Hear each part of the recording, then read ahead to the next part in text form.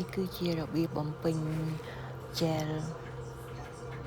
ពេលភ្ញៀវត្រឡប់មកវិញហើយគាត់ចង់ធ្វើ refill ហើយដើម្បីធ្វើ gel នឹងឲ្យបានជាប់ល្អយើងត្រូវខៃដោះពណ៌នឹងចេញអស់ហើយយើងកាត់ហើយយើង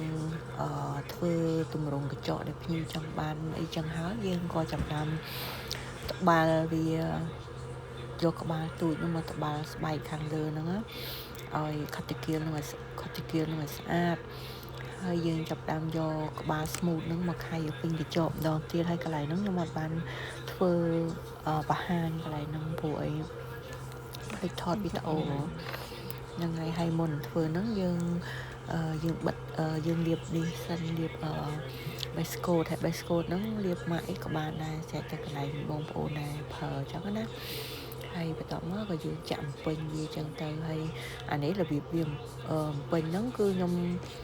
បៀកវាមកល្មមមកហើយយើងយកចាក់ទៅដល់គល់ហើយយើងវាឆ្វេងវាស្ដាំមកហើយយកជក់ទូចហ្នឹងមកអូឲ្យចេញរៀងខាងគៀនហ្នឹងហើយយើងមើលទៅចាក់វារៀងកំពុងស្អាតតិចមកប៉ុន្តែកុំឲ្យវាក្រាស់ពេកគ្រាន់តែថាវាថាចេញមករៀងកញ្ចក់ហ្នឹងចេញ slim អីចឹងស្អាតចឹងណាហ្នឹងហើយយើងធ្វើការអញ្ចឹងមកឲ្យគ្រប់ម្រាមហើយ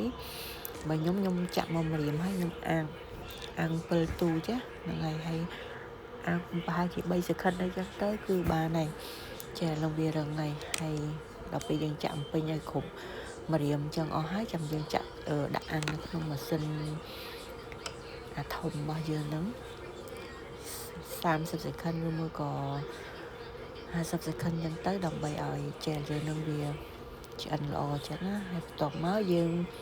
ក៏ចាប់ដើមជូតជាមួយអាកុលជូតអីហើយយើងក៏ខៃវាត្បាល់វាធម្មតាចឹងណាហ្នឹងហើយបងប្អូនមើលតាមវីដេអូហ្នឹងទៅហើយបើឆ្ងល់អីអាចឆាតសួរខ្ញុំបានចឹងណាហើយអរគុណដែលបានជួយ like ជួយ share ហើយបានជួយ support ចូលមើលវីដេអូរបស់ខ្ញុំរហូតអរគុណច្រើនហើយថ្ងៃហ្នឹងវីដេអូមានតែប៉ុណ្្នឹងទេចង់បង្ហាញបងប្អូននោះ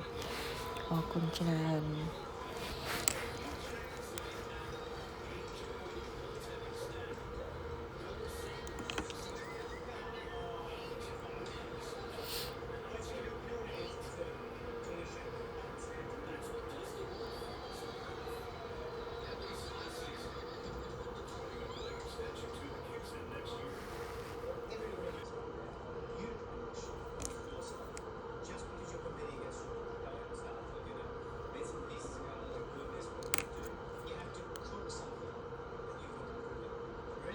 អូខេ